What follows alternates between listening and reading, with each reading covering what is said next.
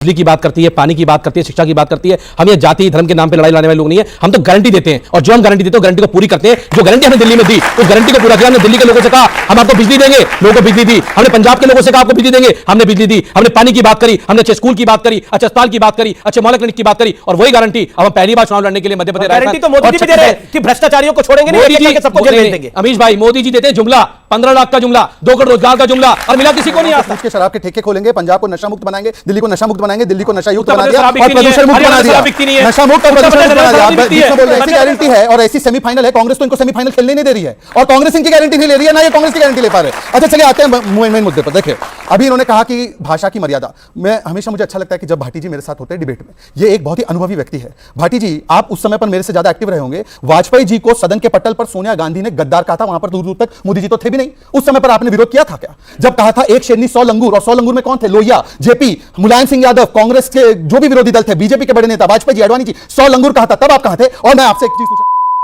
दोस्तों स्वागत है आप सभी को मेरे YouTube चैनल पे। दोस्तों आज की वीडियो काफ़ी इंटरेस्टिंग होने वाली है, काफ़ी मज़ेदार होने वाली है, क्योंकि आज की जो डिबेट होने वाली है वो बीजेपी, कांग्रेस और आम आदमी पार्टी और समाजवादी पार्टी के बीच में हो रही है। दोस्तों वीडियो काफ़ी, तो आप लोगों को अनुरोध है कि आप लोग वीडियो को अंत तक जरूर देखिएगा और मेरे चैनल में पहली बार आए हैं तो आप लोग चैनल को सब्सक्राइब कर लीजिएगा, वीडियो को लाइक जरूर करिएगा। चलिए शुरू करते हैं, फिर लास्ट में बात करते हैं। चलो भाई देखो अब मैं क्या करता हूँ। लेकिन 3 दिसंबर किसका नंबर जो विषय है, देखिए और मूर्खों का सरदार पे आपत्ति है विपक्ष को। देखिए 3 दिसंबर तो सारे मतपेटी में बंद हो चुके हैं और चाहे ये कहें वो कहें, सबका सब आकलन है, क्योंकि हमको पता है कि सेफेलिस्टों को बहुत बार जो है वो बड़ा धूल चाटनी पड़ी है। रही बात भाषा की, तो जब अमित शाह और प्रधानमंत्री जब उत्तर प्रदेश में चुनाव के अभियान लड़ रहे थे, यही समाजवादी पार्टी के नेता अखिलेश यादव जी ने क्या प्रधानमंत्री के लिए भाषा प्रयोग किया था?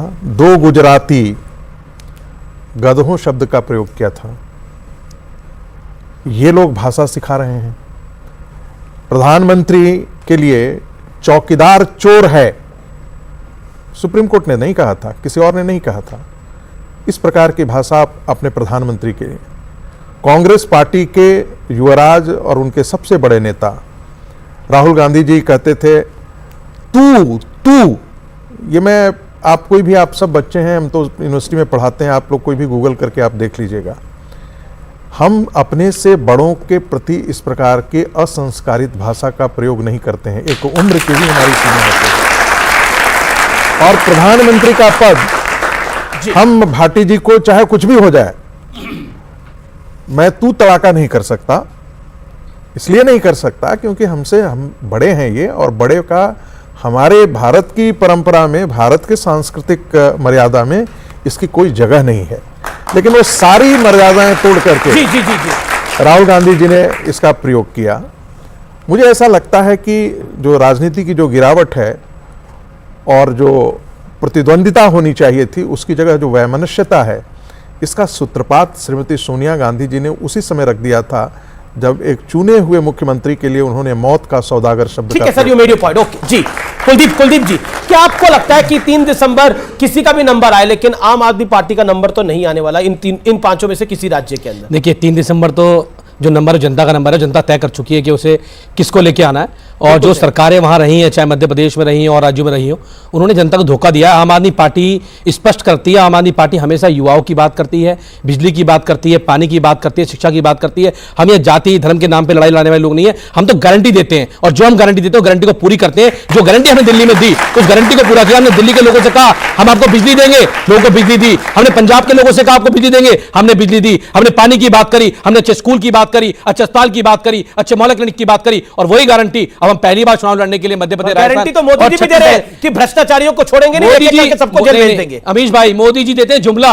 15 लाख का जुमला, 2 करोड़ रोजगार का जुमला और मिला किसी को नहीं आज तक। बताओ किसको मिला? मोदी जुमला दिया, अगर उन्होंने सच्चाई कही होती तो लोग उनके साथ होते। उन्होंने केवल जुमला दिया है, तो मोदी जी जुमले देते हैं, अरविंद केजरीवाल गारंटी देते हैं, और जो गारंटी देते हैं उस गारंटी को पूरी करते हैं, चाहे वो दिल्ली हो चाहे पंजाब हो। तो इसलिए 3 दिसंबर को मुझे लगता है कि वहां की जनता जरूर आम आदमी पार्टी भरोसा करेगी, जहां जहां हमारे उम्मीदवार लड़ रहे हैं उनका सपोर्ट करेगी, क्योंकि हम लोग विकास की राजनीति करते हैं, काम की राजनीति करते हैं। शेदात पूनावाला रिप्लाई। इन्होंने 1 पे 1 फ्री की गारंटी भी दी थी क्या? इन्होंने तो गारंटी दी थी कि महिलाओं से पूछ के शराब के ठेके खोलेंगे, पंजाब को नशा मुक्त बनाएंगे, दिल्ली को नशा मुक्त बनाएंगे, दिल्ली को नशा युक्त बना दिया और प्रदूषण मुक्त बना दिया, नशा मुक्त और प्रदूषण मुक्त बना दिया। आप बीच में बोल रहे हैं अमित जी, मैंने इनके बीच में नहीं बोला। अमित जी, आपके बीच में नहीं बोले, उन्होंने विरोधियों को ये तो मर जाओ घर जाके। लोग पी के मर जाए। अच्छा 30 सेकंड सुन लीजिए, 30 सेकंड। इनकी तो ऐसी गारंटी है और ऐसी सेमीफाइनल है, कांग्रेस तो इनको सेमीफाइनल खेलने नहीं दे रही है, और कांग्रेस इनकी गारंटी नहीं ले रही है, ना ये कांग्रेस की गारंटी ले पा रहे। अच्छा चलिए आते हैं मेन मुद्दे पर। देखिए अभी इन्होंने कहा कि भाषा की मर्यादा। मैं हमेशा, मुझे अच्छा लगता है कि जब भाटी जी मेरे साथ होते हैं डिबेट में, ये एक बहुत ही अनुभवी व्यक्ति है। भाटी जी, आप उस समय पर मेरे से ज्यादा एक्टिव रहे होंगे। वाजपेयी जी को सदन के पटल पर सोनिया गांधी ने गद्दार कहा था, वहां पर दूर दूर तक मोदी जी तो थे भी नहीं। उस समय पर आपने विरोध किया था क्या? जब कहा था एक शेरनी 100 लंगूर, और 100 लंगूर में कौन थे? लोहिया, जेपी, मुलायम सिंह यादव, कांग्रेस के जो भी विरोधी दल थे, बीजेपी के बड़े नेता वाजपेयी जी, अडवाणी जी, 100 लंगूर कहा था, तब आप कहां थे? और मैं आपसे एक चीज पूछना चाहता हूं, आप मुझे बता दीजिए। चिकमंगलूर।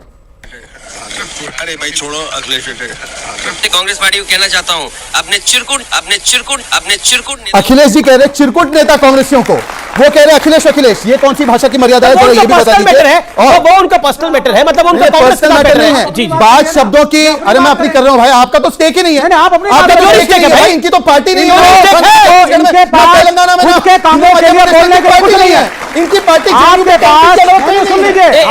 कहाँ है? अच्छा इनकी एक कॉमरेड थी, कॉमरेड भी छोड़कर आ चुके जम्मू कश्मीर, इनकी एक जम्मू कश्मीर की शहरावासी कॉमरेड भी छोड़ चुके। सुन लीजिए आखिरी बात, ऐसे थोड़ी होता है, मेरी आखिरी बात समाप्त करना, उसके बाद देखिए भाई, विवेक 30 सेकंड। ये रूलिंग पार्टी के प्रवक्ता हैं, इनके पार्टी की सरकार है केंद्र में, इनको रोल मॉडल होना चाहिए, इनको खुले में बोलना चाहिए। मैं भाजपा से हूं, ये मेरी सरकार है, ये मेरे काम है, लेकिन ये क्या बात कर रहे हैं?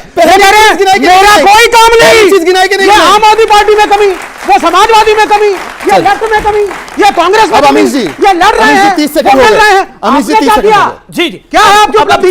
सुन लेते अमित जी, 5 राज्यों में जहां पर हमारी सरकार है, मैंने तो उसके काम गिनवा दिए, परंतु जो बाकी राज्यों में इनकी सरकारें हैं, राजस्थान के काम हम नहीं पूछेंगे क्या? राजस्थान में नहीं पूछेंगे पेपर लीक क्यों है? राजस्थान में ये नहीं पूछेंगे महिला उत्पीड़न में नंबर 1 क्यों है? छत्तीसगढ़ में नहीं पूछेंगे इतना घोटाला क्यों हुआ? गोबर में भी घोटाला, गोठान में भी घोटाला, भर्ती में घोटाला। परंतु मेरा सवाल इनसे ये, देखिए इन्होंने क्या कहा अभी, इन्होंने कहा कि ईवीएम दबाकर फांसी की सजा देनी है, वैसे ईवीएम दबाना है, ये क्यों बोला?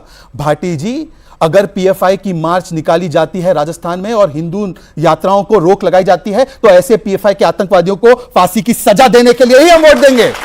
पेपर लीक माफिया जिन्होंने 70 लाख युवाओं के भविष्य को तार किया है, उनको फांसी की सजा ही हम देंगे, और जो महिलाओं का उत्पीड़न करेंगे उनको फांसी की सजा ही हम देंगे। इसलिए भारतीय जनता पार्टी